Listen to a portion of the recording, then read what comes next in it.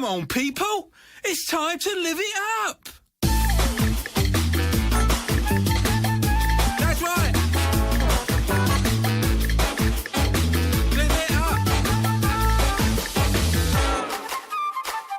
Live it up. Come on, people now. Live it up. Go together now. Live it up. Let's together.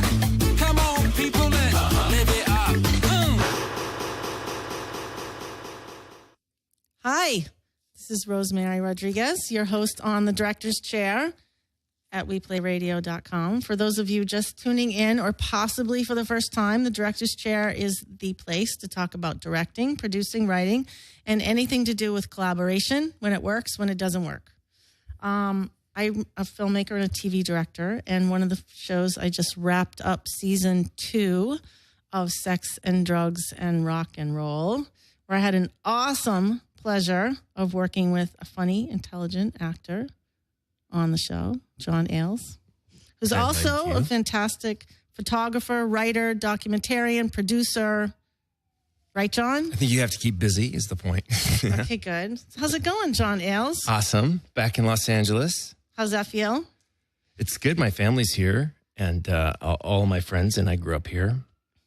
But I definitely love taking a few months off and going to New York and shooting. Now, do they come and visit you? One of the things that comes up a lot is people working in one place, living in another, and that we think it's all so glamorous, and then it's hard on everybody. It's that seems to be lonely. something that comes up. It's lonely, right? Well, I mean, that's especially on a longer job where, you have less actual days of work where you have to keep yourself busy. Luckily, I have lots of lines of interests that keep me busy and stuff. But no, I mean, in fact, this time was the first time that we stayed in Brooklyn. The last time, every time I've ever gone to New York, I stay in Manhattan because I know Manhattan. That's where I sort of gravitate toward it. But this time I stayed in Brooklyn, and it's interesting. It's a kind of place where people actually don't come and visit you very much. They don't, right? But No, what they part don't. of Brooklyn? I mean, the shoe show. I was right on the other side of the river. I mean, I could see the city from my bed, from my couch. I was in Williamsburg.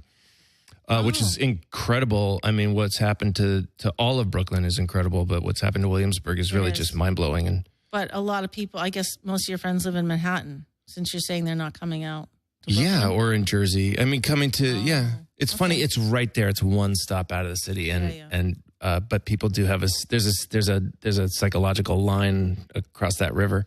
I think there's a lot of people, it depends on what generation. If you're our generation, it's like, because I live in 100th and Lexington, so I'm still like, okay, I got to go out to Brooklyn to see you. Right. But then younger people are like, really? I have to go into Manhattan? It's true. I know, because they're It's all true. They about prefer to stay. Greenpoint and Williamsburg, and that's the way it is. So we're in Glendale, which I had never shot anywhere before. No, Archie Bunker's house is there in Glendale. Did you know that? It's like blocks away from where we were. Yeah. Nobody told me. Nobody showed me. I mean, you talk to anyone who grew up in like there or River Ridge. No, what was the? My buddy grew up right near there. Brooklyn or Queens? In I thought Queens, Archie in Bunker Queens. was from Queens. Oh, Very much in Queens, Glendale, Queens. Glendale, I thought Queens. we were in Brooklyn. No. Oh snap! Yeah. I didn't even know I was in Queens. That's why there are so many cemeteries. Oh, I didn't know that. I Queens did notice is the famously cemeteries. full of cemeteries, or Got at least it. where we were. Okay, I didn't know. You know, In fact, if you're looking at a map and you're looking at Glendale, Queens, you're looking at a big swath of green where we were because it's almost all cemeteries along the edges. Everywhere you look, there's cemeteries. Yeah. I know. But They're cool. vast. That's a place where, again, like that town hasn't changed a lot. There's no public transportation that takes you there. So you are a resident. You live there. And, it's very much a community that isn't going to change for a while, I don't think. Is that where you shot the first season also? No, we were in Greenpoint. Very industrial kind of chunk of like old warehouse buildings. Cool stuff. Yeah. No, but there's more stuff shooting in Greenpoint. So much. Probably I mean, so much New York that you has. couldn't go back there. I think our timing was off this time. Yeah. So when you're out there, there's all these cemeteries and stuff. So you do shoot a lot. You shoot on set a lot. We do. You're a great photographer. I checked out your website, Thank you. johnailes.com. Yeah, please feel free. That's an old. I haven't changed a whole lot of that photography. That's what photographers say all the time. But it's true. I haven't added any photography to that for such a long time because of social media. But you can tell that you have a great eye. I think that's the point. Oh, thank you. Like, thanks. That's kind of. I think that's what it's there for. Is just to say, hey, Well, you really catch people spontaneously, and you have some, you have like a section of kids, which are really cute. And then you've got like some celebrity stuff, and you've got like Al Pacino on there and Robert De Niro on there. I do. And you've got a great John Leguizamo photo on there. Yeah. And so I looked you up and I saw that you've been on-set photographer. Only a few times, but I got lucky enough, as an actor, I always shot if the project was friendly enough. Let me do that. That's right. There's a fine line where in certain projects you'll find that actors and directors and DPs, camera guys, all women too, share that little hobby where people are shooting a lot. So there were a couple of lucky experiences. One in Missouri, one in Slovakia, a couple on little movies, a couple on a TV show I did, where I was welcome to shoot.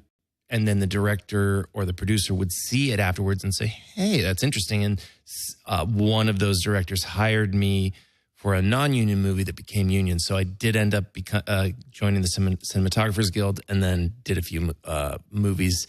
But I have to tell you, it is as competitive a field as it is to act. Well, you see the same guys around for years. Right. Like and there's only shows. one person on each set. Right. And there are many actors. It's a great job. It is a great job. So you're an island for sure. Are all of the shows that or movies too, like that you were shooting, did you have parts in all of those movies? Yeah. Oh, so you did both. Bara Grant and Brian Riley, Bara, the director, writer, had hired me as an actor. They're husband and wife. Brian has since passed away. Incredible producer, great friend, awesome dude. Bara is the director and writer. I was an actor on that show, and I came up with a cool catalog that I ended up shooting the credit sequence for that movie. Oh, cool! In still photography. Just as Which a they project. Didn't plan. They just asked me to do it in the end because they saw I had a lot of stuff that was already leaning that way, and they said, "Can we go do a night at bars and do some stuff?" So we ended up with a pretty cool title sequence, and then they hired me for the next movie. They hired me with a part that got cut, so I didn't actually get to act at all. I just shot on it. Got it. No, but I mean, that's one. If there's one piece of advice that I would give to directors out there, all directors and all producers, which is make sure to hire an on-set photographer. Well, that's true. Do not take it for granted, because I know sometimes, like, I do some independent films, and it's like it can get shortchanged. Well, in independent films later. Especially. I know. In this day and age, you can find someone who's willing to do it for a song. Because No. Forget those, like... No. I mean, it has to be somebody good. I'm just saying. Right, but then they cut the hours down on that poor person, and I mean, in the real independent world, that's they're gonna shorten those days up for sure on the on-set photographer. I feel like even if you have to pick specific days where certain scenes are important, or you have the whole cast. I mean, same thing you do on a TV episode, right? But I feel like it's something that, because so much stuff is shot digitally, it's like, we can always pull a frame. Oh, that's the worst thing. That is that's just a false thing, and it shouldn't be done. And I've been guilty of that.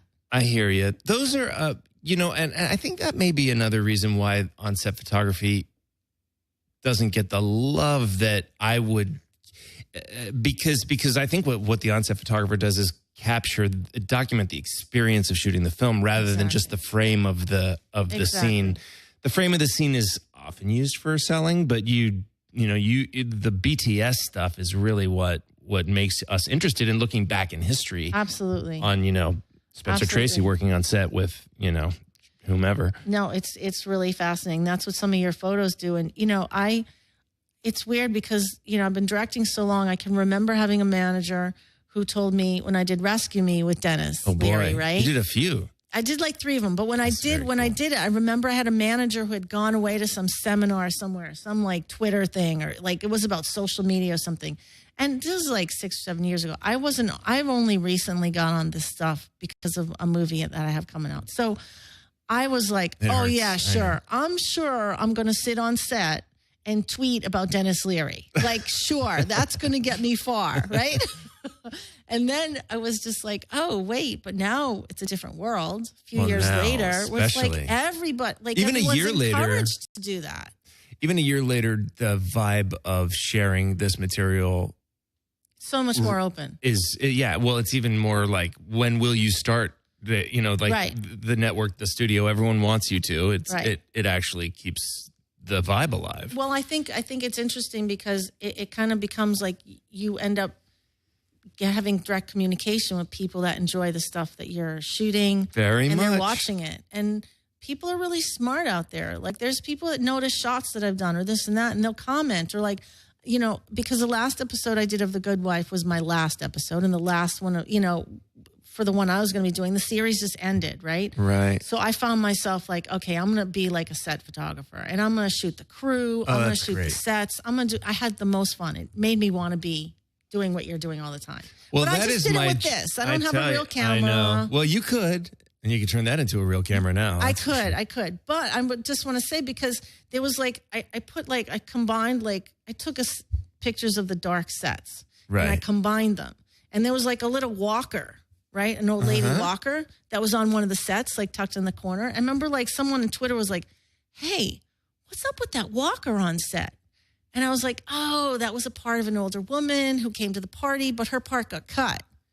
So like she would have known that. I don't know. I got a kick out of like sort of revealing that, and that somebody noticed. That's my joy of shooting while I'm acting, because I don't know, not that being on the glass side of the camera all the time makes me do this, but I have a compulsive way of shooting. Like I shoot everything that's on my side of the camera, right? I like to shoot toward the crew and everyone working, because to me there's really beautiful light that falls off. People look incredible when they're working, and they are good at what they're doing because they look so confident and find themselves in really beautiful situations all the time. It is my joy to shoot around that part of the set, and it rarely gets exposed anyway. So, well, and also let's just say crews don't really get their due. Well, that's for sure. So paying homage to them and paying attention to them, and like it's a way of saying thank you for your hard work. They definitely love seeing pictures of themselves on set that they didn't expect that they were in too. Because I know, they do take great photos. They're beautiful people. I know. I mean, incredibly beautiful people.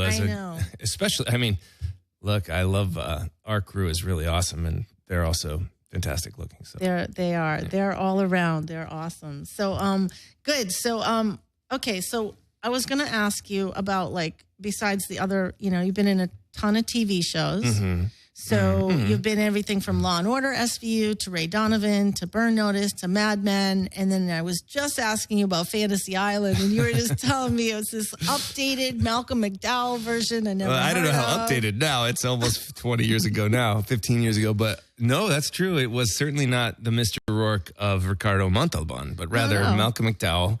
Was it Louis Lombardi, who I think he was in the movie Traffic, and he was this kind of really cool Italian thug kind of dude, New York dude. But he was in Fantasy Island. They shot it on Waikiki. So you had to go down there and work. Oh, yeah. That's great. A month. That's awesome. Which was really great. And it was produced by Barry Josephs and Barry Sonnenfeld for ABC. And I'm, Bill Smitrovich was he played this great ghost. It was a really cool vibe, very dark show, and they only did a season of it, but that's funny that you asked about it. Well, yeah, because I was looking at all these things, so I was just wondering, like, is there like a pattern of things that you get cast? Like, is there any kind of roles that you always get sort of put into, or no? You're like all over the map, right? I don't fit in any particular box. I'm certainly a character. I would certainly attest to the fact that I've never done a love scene. That makes sense. Not being really a leading man, but I am growing into true? So, more. Like, you feel like, character actors don't really do they love don't scenes. Very much.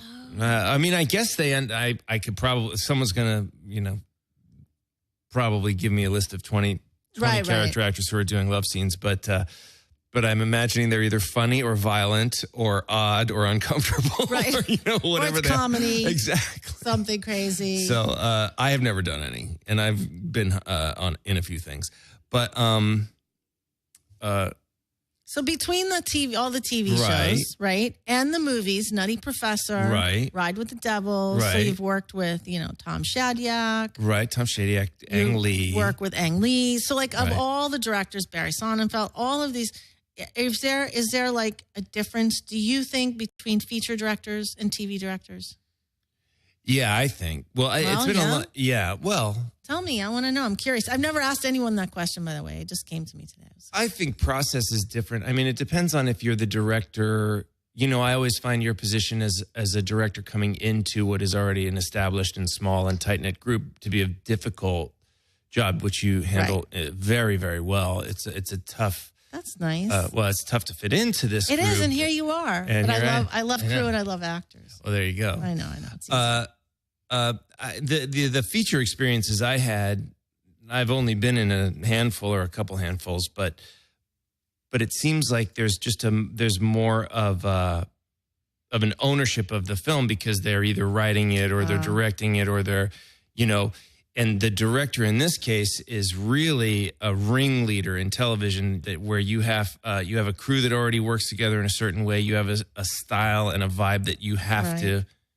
I think that in some ways you have to be true to, right. But mostly you have to be very good at telling the story in your own particular way, which luckily, no matter which, right? No matter in either case, you have to fit into that position, which is a leadership position. I mean, it's certainly the executive position on the set where you're making decisions split second all the time. Yeah, well, it's interesting because I feel like, I do feel like I own my episodes.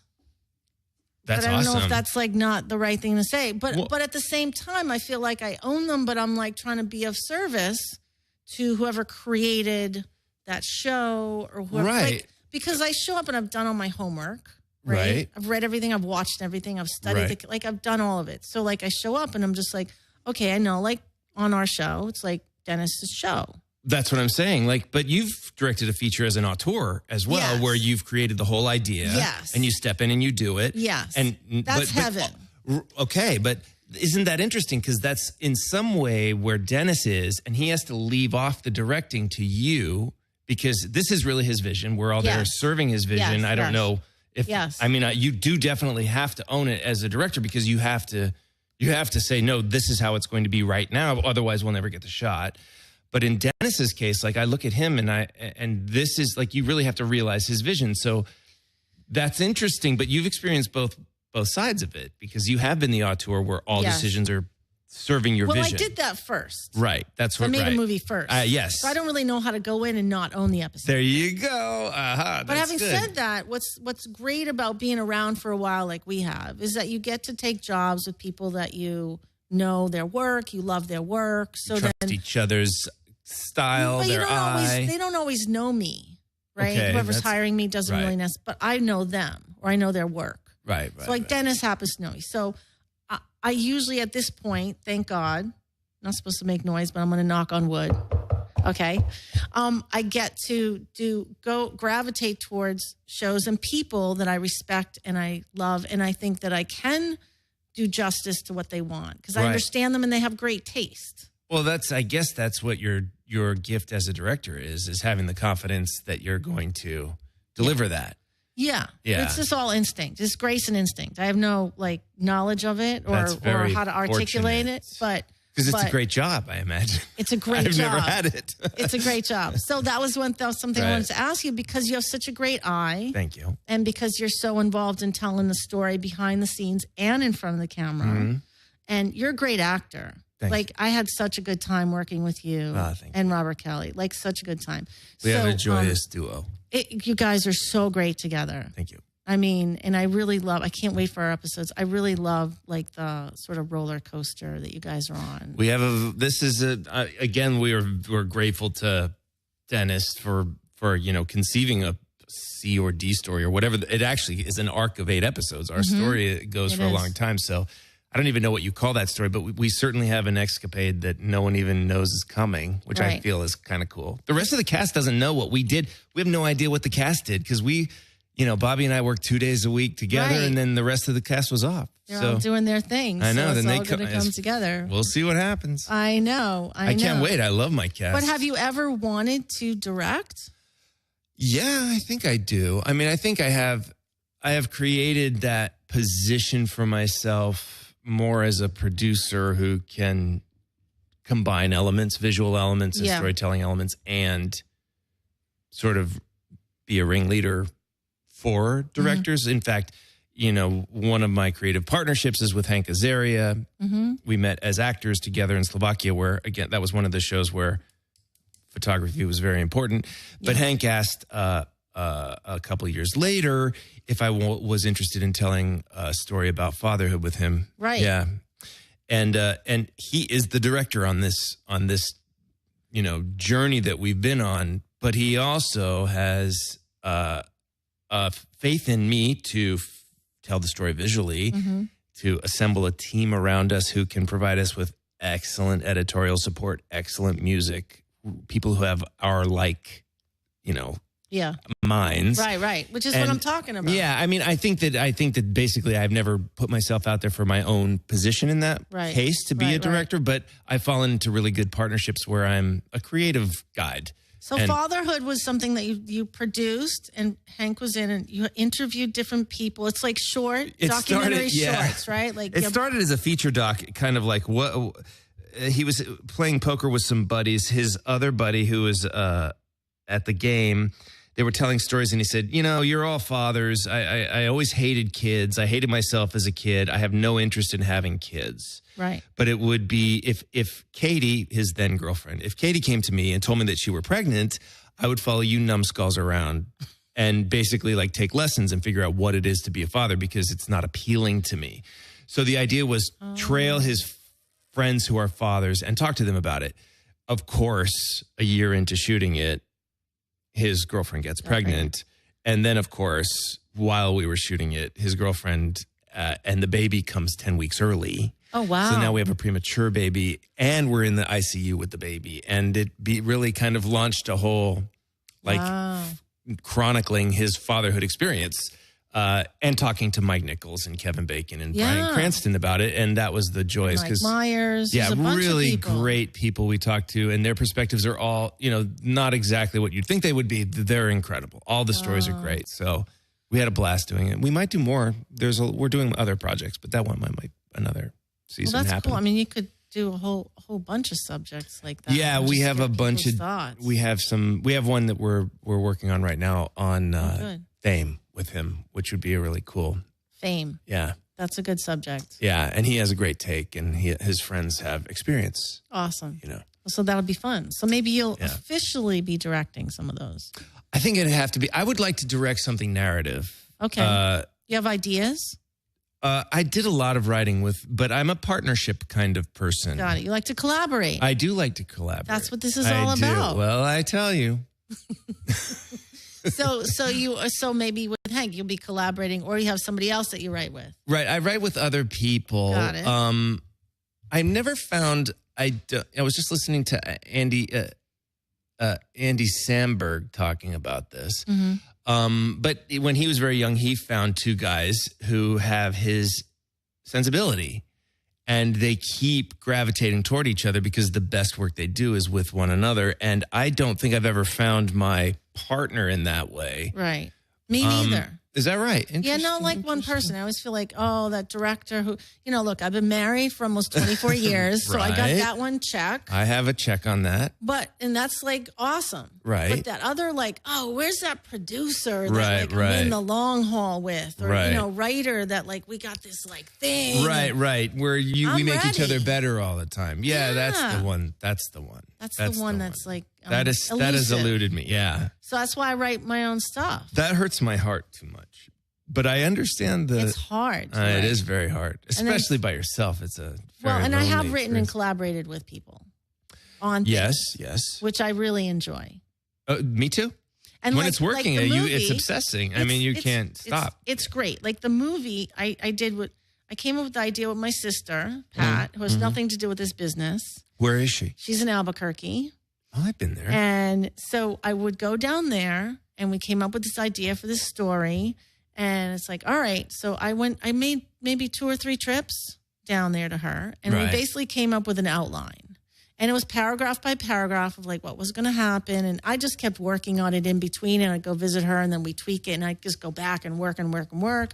And then I ended up going to McDowell Colony with the outline. And then I just like banged out the whole script. That's a very But good that was kind of gift. fun to have my sister. It is. I mean, after a couple hours, she'd be like, oh my God, my head hurts. She Like, or you? She. Oh, interesting. Come on, you got to keep on. No, 'Cause you I certainly push. have to I'm go. like, yeah, you got to keep going. Writing is hard. Well, that's the thing is that when I had great partners, and we did a lot of material, and we got very close to being successful as writers. And, you keep coming to that line and you keep getting knocked back. And how many times does that happen before you're like, wow, this does not feed my family all the time. Right.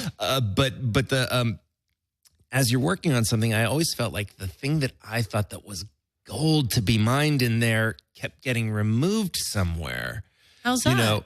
Well, it's because as collaborators, there is a give and take that happens, and then when you run up against like, I don't understand what this means from your partner, and you're like, you don't see that is not only is that an awesome So like your collaborator callback. would remove it. It feels like I would give and give and give at some point, and you're like, ooh, I wish I had held on to that because that was kind of the quirk and the joy in this thing, and now it's filtered out, and so now it's sort of not what it. That sounds be. like not a great Right. That's collaboration. what I feel like, that the collaboration's kind of like at the beginning, perhaps at the beginning, it's the purest when the thing comes out and we're both very, very happy with it. Meaning And then the first draft. or the second draft, Okay, wherever it okay. is, like where the partners are happiest. Yeah. And then when you start getting feedback from producers or from managers or from agents where you're actually now going to try to make this thing, and the feedback asks you to pivot, sometimes the pivoting is where you lose the joy. Got it. Where you're trying to fit it into someone else's. Again, that's why, especially in this day and age, like I wasn't doing this. I mean, I stopped doing this like 5 or 6 years ago, stopped writing. I've only been working as a filmmaker, Right. Camera guy, Right. actor. But the writing, like I stopped doing it right before. Like you can really get stuff made now. Like I could really make something now. I can even team up tomorrow to get Right. something made if the thing was perfectly right. But you also have to stick your head out financially, time. know. There are these things that you have to weigh against being a commercial artist, Right. and an artist for the heart. That's an interesting. I know. It's challenging. It's always a challenge for me. Yeah, that is true. Right now, I'm like at a place where I'm just going to sort of leave room. I have to say no to some things Saying no is important, and leave room for other things Yeah. to come, Yeah, which is tricky. right. It's not easy. Oh, well, that's interesting you say that, because the time that was probably most fruitful in my life, where I was at my lowest, like what the hell is going to happen next, I kind of said, okay, from now on, I'm going to say yes to every single thing that comes my way. Like I will not have a negative take on anything. I'll say yes and get everything done. And wouldn't you know, like you can really dig into that well and find the energy to get a lot done. Well, yeah. Well, go back. I want to know about the low point. What happened? Well, Where were you at? We all my go through them. in my 20s, the acting world was very different. An actor could come to Los Angeles and make a bit of a strike and make a living by doing a pilot and a small movie and even do a play. And, like there's a way to keep afloat. In my 30s, it seemed like the ease of making a living as an actor was just different. You had to be wildly successful. And what changed in that? Business Television, changed? What happened? Network television stopped being the only game in town. So fees got much eaten away at, when you started doing cable outlet television or smaller and smaller movies. It was like, these things don't pay the bills. Like they pay the bills for this month. That's something that also a lot of people that listen are in the business, but a lot of people don't really know Right. the dirty secret, Right. which is like cable doesn't pay what Right. network does. Right. Even though network is considered not that sexy. Right. Right. You It's want to a be big where it's machine. sexy, but it's sexy because it's sexy for them because they don't have to pay you that much to be there. It's true. And also a lot of those networks are probably, they also own studios that own cable outlets Right. that are producing content at a better rate for themselves. And also, I don't want to repeat the refrain, but there is 400 hours of television a week to watch. There is too much to absorb for most people. So of course the market is diluted. Right. It's harder. But you're talking to about justify. before that, right? I was talking about as it was switching over to that. Got It it. stopped being like when an actor did a pilot in the 90s up until 2000, an actor could live for that, for a good part of that year on that pilot fee. Oh, wow. Okay, got it. And also, like, I don't know if you know this, but the middle class in this country has been eroded to almost nothingness, and there has been only rising in the cost of living, but not in what you're putting into your bank account. So, Yes. and also, I'm a father, and I'm married, and my kid is a figure skater, and she has a full, a slate of things that need to get paid. And so you start making decisions again, like I say, as a commercial artist and as a business person, and Sure. all of these things weigh You're a in. working actor. Just the It's fact true. that you're a working actor It's a for blessing. an entire career It's a blessing. What are the odds? What are Well- the odds that I would be a director Oh, I know. Well, and a female director on top? The odds are so against us. it's true. And it's very hard to, I was talking to a friend of mine.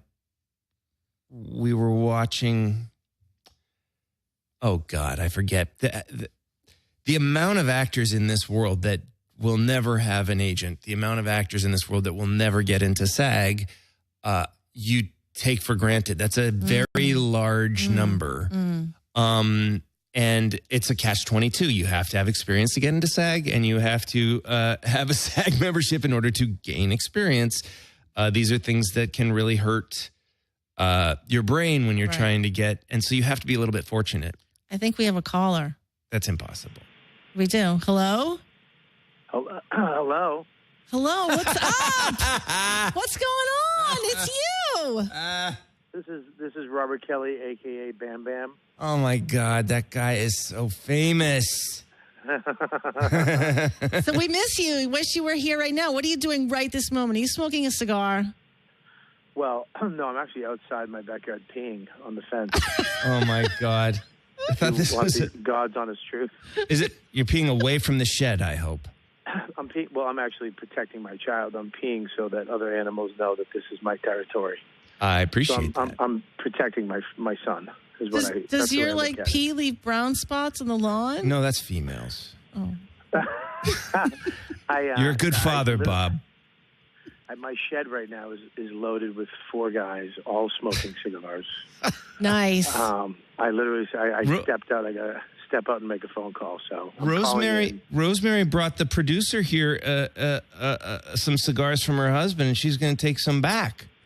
There's a whole cigar There's a swapping. whole like monster humidor here where we are in the studio. Really? What kind of cigars are there? Oh, dude, I don't know. We'd have to like Jeremy. He's would have got to tell us. Machu Picchu. I'm not.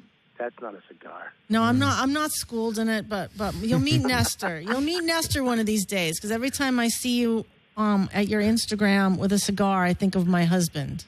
And then I see your little kid like washing the car, and I'm like, already you're smoking a cigar and your kid's washing the car. What the fuck is up with that? That is called the American dream. Is what that is. That is the American dream. Raising a labor force out there in Westchester. That's right. I'm bringing back. Forget about Trump. I'm bringing America back, one child labor at a time. Not from other countries, from this country. That's where we went wrong. That's we right. stopped using our kids to do all. Our Finally, Irish American labor coming right out of New York. Finally, that's funny. So we were talking about you a little bit ago because we were talking about you, Bam and Rehab, you and John and your storyline and how you got this great storyline on sex and drugs and rock and roll. And I just wanted to tell you, because I just told John, I think you guys are amazing together. You're funny. You break my heart. You're like, it's interesting.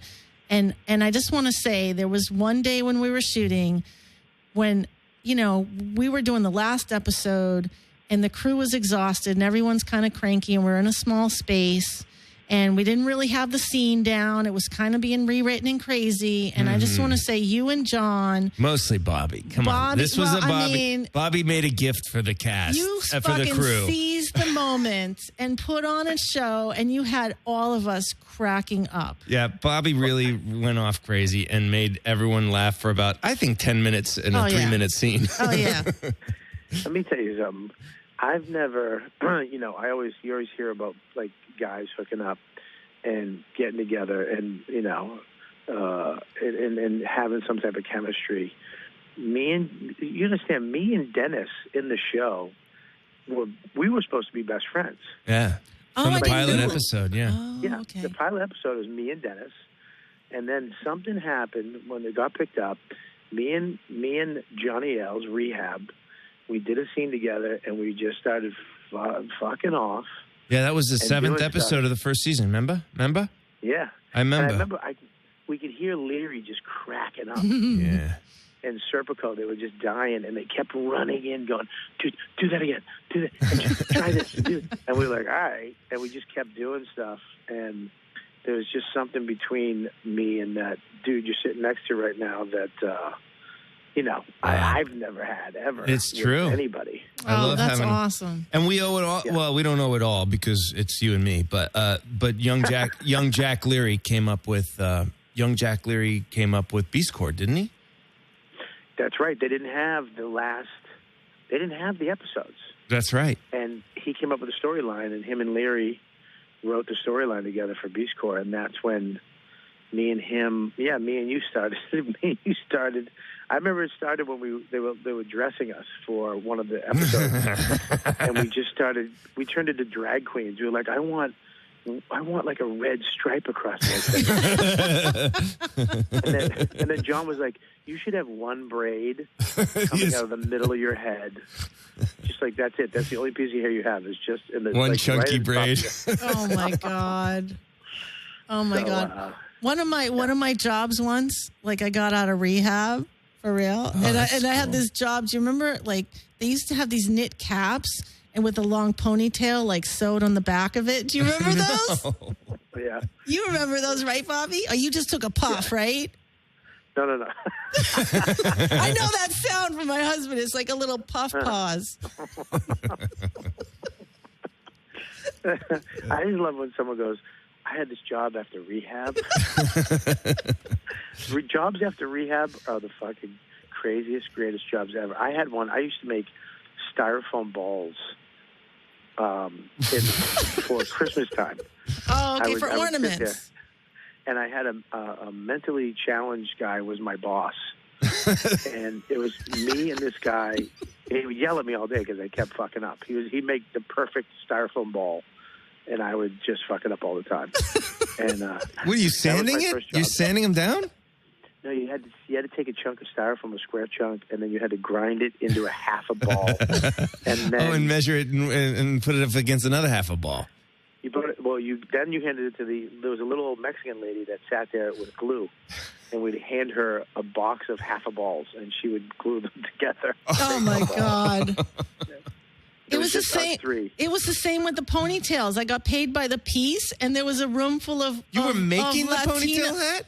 We were attaching the fake ponytails to the knit caps, and there was a room full. It was an apartment on the Upper West Side, and there was a room full of Mexican women and me.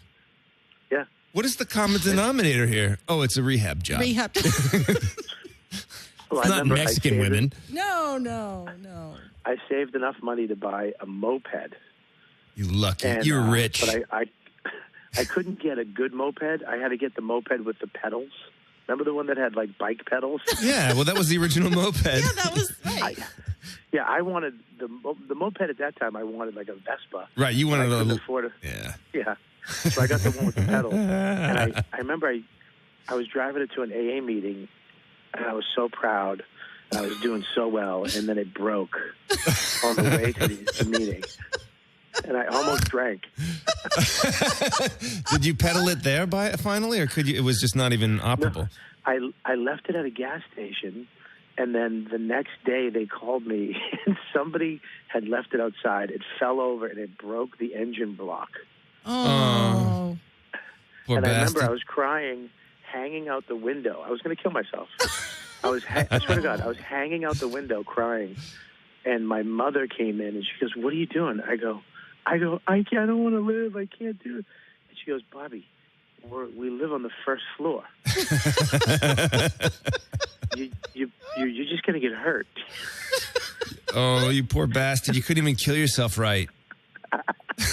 We're on the 19th floor of an LA building right now. I don't think I've ever seen that. In L.A.? Are you sure you're in L.A.? Yeah, I told the guy. I feel like we're in New York. Yeah, well, I didn't last long at my job. I only went for 2 days. I couldn't handle it. I didn't get a moped. Did you stay with your balls for a long time, Bob? I did not. I actually after the moped, I just couldn't go back. I couldn't go back. I actually got a job at a lumber store stacking lumber, but it wasn't a good. It was called the Outlet Lumber Store. So we got all the crooked lumber. So you couldn't stack it. So you couldn't stack it. So all they did was stack lumber all day, but it was crooked. So it was just a never-ending fucking. You piled lumber. It was maniacal. You didn't even pile it because it wasn't straight. It was like crooked wood.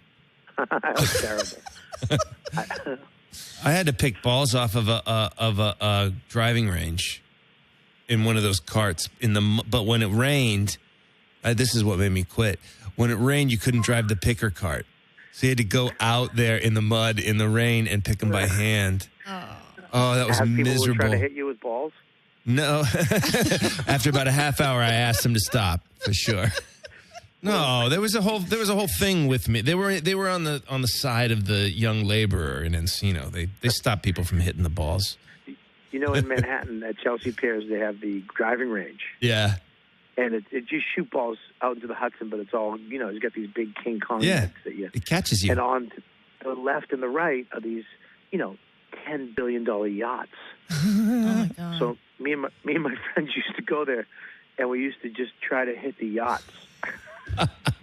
He tried to just. This is a kid from Medford. He's a toughie. Crazy. Yeah, that's crazy. Do you know that on my third television directing job was at Chelsea Piers? It was Law and Order. Oh my! And the original. Yeah, the original. And as I was walking to work, I got off and I was walking past, and who was playing hockey right there? D-Rock, Dennis Leary was playing hockey. And I was so obsessed with Rescue Me at that time. And I took it as an omen. I'm like, fuck. And I stood there and I watched him play with a bunch of guys. And I'm like, I've got to fucking work with that guy. Look at that, Bobby. Now she's done 5 episodes with she did 3 Rescue Me's and 2 SDRRs. And life is good. And then I get to hang out with you guys. She did one of the final, that is great. The final episode of Good Wife? No, not the final one. Third to final one. No, but I did. Don't forget one of my favorite shows. Which? Jessica Jones. Oh, yeah. Of course, Jessica Jones. Yeah, season 2. So are you guys excited for June 30th when Sex and Drugs and Rock and Roll comes back? I'm excited for getting the cast back together, getting the band back together. Oh, yeah. Next week. The ATX Festival. I'm going down there for something unrelated. You'll come and see us. Yeah, I'm going to come see you guys. Bobby, you're going to be there too, right? Yes, I am. I'm going to be smoking cigars on 6th Street. Oh, shit, I'm going to bring you one. You go to this guitar. Go to the cigar shop that Bobby tells you to. Oh, really? And he'll talk to you. The guy. They don't make them there, right, Bob? They do. They do? Oh. Is that the place they give you free water or something like that? They give you not free water. It's a very hipster place, and you get a real big attitude when you walk in. Yeah, sneers. All right, you'll help me pick one out and I'll bring one home to my husband.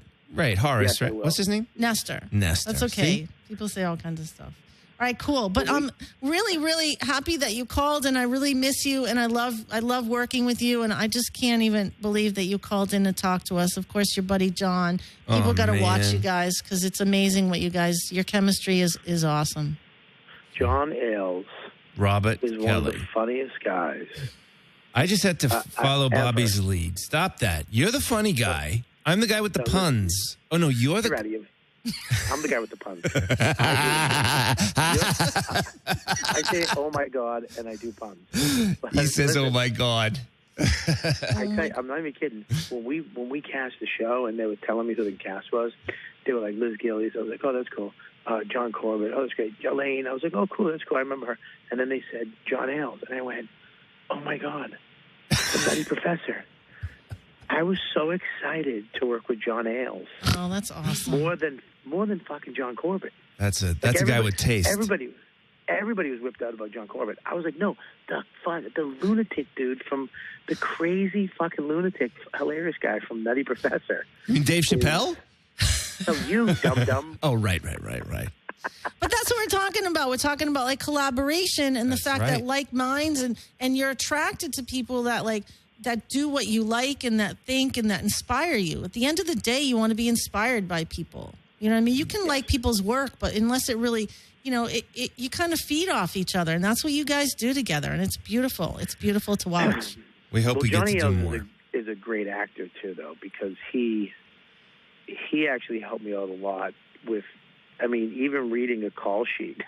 The first year, I was like, where first am year, this year. This year. But no, I didn't even know that we got a pay bump until a week ago. Yeah, literally, he didn't. Anyway. That's cute. That's sweet. He's like, what's overtime? This is the guy who plays Louis' brother, by the way. This is the guy who invented Bang Bang with Louis C.K. on the... I mean, this is a serious dude who didn't know how to read a call sheet. So, look, sweet. with the best of them. With the best of them. It's very sweet. That's pretty cute, actually. I like that. You're just I love you guys, and I love working with you, too. I remember one day I was actually really mad, and you came over and held my hand. Oh, man. It broke my heart. It was something that you were playing the drums, and it's very tricky. The playback is tricky, and the click track, and there's so many elements that go into stuff that people don't realize how many things there are to coordinate. And what happens, just so you know, that particular day is, you know, we plan and prep, and we're like, okay, we know we're going to do this amount of music, and we kind of have a plan what we're going to shoot. And then, you know, Dennis is like, oh, no, we're doing the whole song. We're like, what? Like, we're doing the whole song? What? That's like 4 or 5 minutes. Holy shit. So we all start scrambling. And then something happened with, like, you couldn't hear shit, Bobby. And then, like, and anything happens to an actor. And I am like, I'm so defeated. It breaks my heart. Because you guys are so well. Bobby your puts in, I think, out of anyone in the cast, I definitely put in a little. I mean, I put in the work to learn how to play the bass. But if anyone who understands rock music, you'll understand that playing the bass is so much easier than taking on the drums as a new instrument. And Bobby's taken it on to the point where he's a proficient drummer now, and he actually has to learn these songs because his whole body is in the shot playing these songs. So he learns the song. That's right. And it can be very frustrating if something messes it up. It was weird because they muffle the drums, and then they're like, okay, I don't know where you're coming, and then you can't hear the song. And then it's like, all right, you take his kick pedal away, too. I remember that. It's like, I spent, you know how many hours I spent learning that my kick kid try to learn. And then it's like, yeah, take his kick pedal away. Yeah, it's like juggling with no balls. So no, it's true. No, and it's also, I think sometimes people, like, I think sometimes it's not understood how much prep you guys do to show up, especially when you've got instruments, plus you've got to act, plus the scene that we were shooting that we're talking about was really about, I'm not going to give any storylines away, but there was emotions going on. So it wasn't just about the music. It wasn't just about having fun playing. That's the many brains we have to put on. In this case, it's a fun challenge, right, Bob? I mean, we're always thinking about an actual activity as well as trying to be in the work, which is kind of cool. Yeah, but it actually worked out. Because the scene that we had, the scene led into me being fucking pissed. That's right. So it literally made me it's probably the best work I've ever done, really being pissed. But that's what you got to do. You got to use reality and understand that's why things happen, and you use it and you just bring it, and whatever the mood is, even if it was a comedic scene later, you got to use that energy. This is the way it goes. But sometimes people get thrown off by moving a chair a few inches. It can really throw somebody off. Yeah. Yeah, But I remember you came up and you held my hand And it literally brought me back. It was like, okay, thank you. It brought me back down to like, okay, I get it. So Good. I'm so happy. Oh, thank you for letting me do that, because you could have been like, fuck you, bitch, get away from me. And, I would have just scrambled away and just like kept checking in. So I would have found another way. So thanks for letting me just take your hand and making it easy on me. All right, listen, I got to go back to these alpha males sitting in my shed right now. Yeah. Smoking. Bobby built this shed cigars. himself with his own hands. We'll look forward to the Instagram picture. Yeah, follow Bobby. Right now, is it Robert Kelly Live or just Robert Kelly? Robert Kelly Live on Instagram, and we're eating potato chips. They're hot dog flavored potato chips. I just tried a pickle flavored one the other day. It sucked. Hot dog flavored potato chips. You know what they One of the taste best like, things I've Bob? invented. They taste like what Scratch and Sniff smelled like. Well, scratch and sniff to you and scratch and sniff to me are two different things. You would have eaten those stickers? Well, I don't want to know about your scratch and sniff, okay?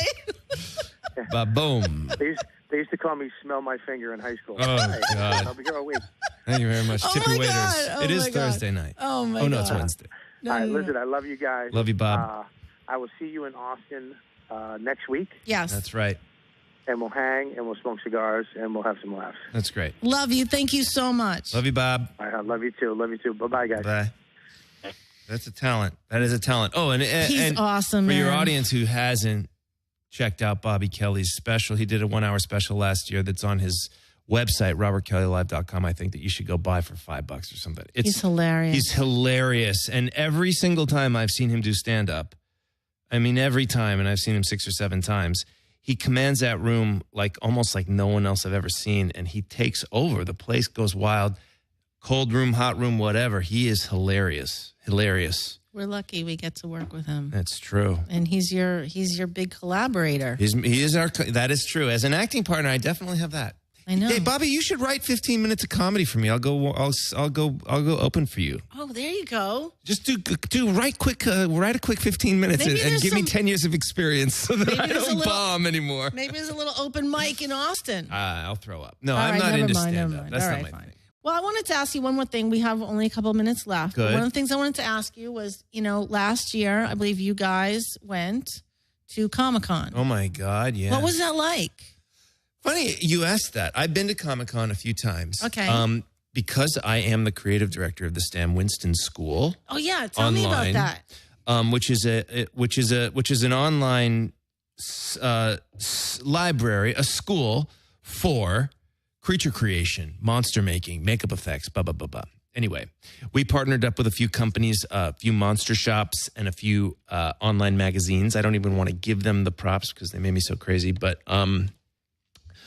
we did a couple of documentaries taking these giant walk-around creatures to Comic-Con and kind of storming San Diego with a team of puppeteers and these really giant beasts. One was a walking robot that was 10 feet tall that was really beautiful. Wow. And we did it with Legacy Effects, and which is Stan Winston's old artist shop. They now make Iron Man and Avatar and all the movies that are happening right now, Pacific Rim. Anyway, the reason I'm telling you this is because I kind of went as a grunt and a filmmaker to finish off documentaries that I was making for Stan Winston's school with these creatures at Comic-Con, and always experienced kind of the fringes of Comic-Con and how cool that city gets transformed during the week of Comic-Con, and it really injects the city with a lot of life and excitement. But those, you were out with these like creatures. Yeah, that's right. Nobody's inside the creature. There's one puppeteer in the robot. There's one kind of suit driver. Okay. He had to carry about 200 pounds of stuff on him. It was very all day. No. in shifts, but that robot stayed alive a lot. The second year we did something called the giant creature. What the hell? The Lupo? I forget what we called it. There's a documentary on StanWinstonSchool.com. If you want to go to our YouTube channel, you can check it out.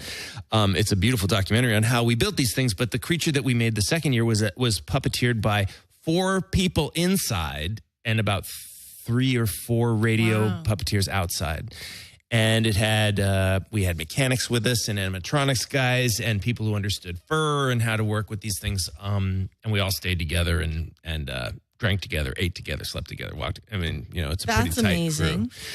crew. So those were really fun experiences. And they were week-long each time for Comic-Con, but we kind of the first year got kicked out of Comic-Con proper. Like we were on the grounds and the robot overtook a good portion of the place, and they asked us to leave. So we had to leave. This time with the cast, I would say I've never experienced anything like it. I mean, we did so many different things in so short a period of time, just a couple of days kind of storming San Diego with the help of FX, with the help of Fox, with the help of Comic-Con itself, and we really saw some fun things. Really great parties, really cool interview experiences. Wow. We got to do some cool screenings. Wow. That's Comic-Con's amazing. a really fun experience. If you haven't been, if you like the world of the con. No, I'm gonna be directing a Walking Dead episode. Wow. And- They're the biggest thing at Comic-Con. Well, and they're going to be going, and I'm going to be left in Atlanta. And I'm like, I really need to find a way to sneak over with them. And go with them. somehow. Well, they will This is the have, middle I'll of my tell you, episode. you got to go. I know. They have carte blanche. I mean, they must be, them and Game of Thrones, like they are they're the big kahunas there. Be so much fun. The hotel hallways and elevators are literally laminated with their faces. Yeah, I I mean, gotta go. bigger than you have to go. I have Buildings to are go. wrapped in the Walking Yeah, I don't Dead care. I there. get my own ticket. I just go. I just No, gotta you find just a way. you could just carry somebody's ego. Yeah, I'm happy to. I do it all the time. Seriously, you get I'm they're happy to. there's gonna be a big crowd following them along, and you could be part of their team. You're going. That's You're it. the director. I'm going, but I'll see you next week Congratulations, in that's so Austin. huge. Oh, it's fun. I'm really, really happy. I'm happy. I'm glad. So. Well, say hi to Greg Nicotero. I will. He is an old Stan Winston Yeah. protege, by the way. Yeah, That's no, a nice I definitely little. will. And his partner Howard Berger has done a couple of courses for us. I think they're both Oscar winners. I know Howard is. I'm almost positive Greg is, but now Greg's multi-Emmy, Golden Globe he winner. directs Walking Dead. He does an Produces amazing job. He's thing, the executive producer. Amazing. By the I can't way, wait. I don't know if you know this, one of the great Jaws aficionados in the world. He is the biggest Jaws fan that you Good will note. ever meet, Greg Nicotero. That's a good. That's a little good They insider information. built a life-size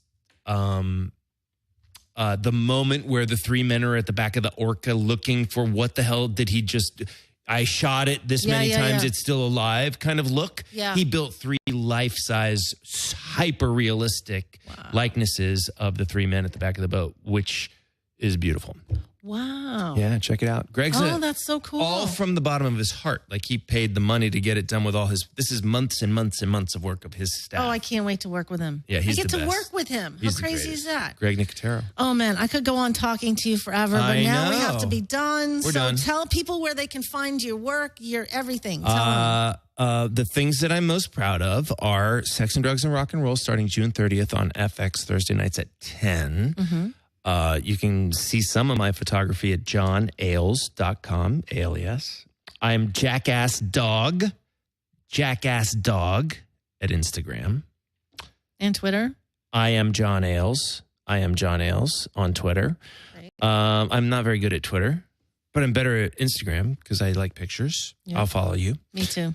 I follow Rosemary, and she does some really cool stuff, and she lets you know what's going on in her work life and her fun life. No, it's fun. I mean, I want, I just want people to subscribe, review, and like get into the podcast thing. And on Instagram and Twitter at Rosemary Directs. See? And I just want to thank everybody for listening. And John Ailes, it's been feels like a 5-minute conversation. Thank long you was so that? much. It was an hour. That's a long time. So I just want to thank you, and I want to thank everybody for helping us collaborate tonight just by listening. Till Yay. the next time. Thank you. Come on, people. It's time to live it up.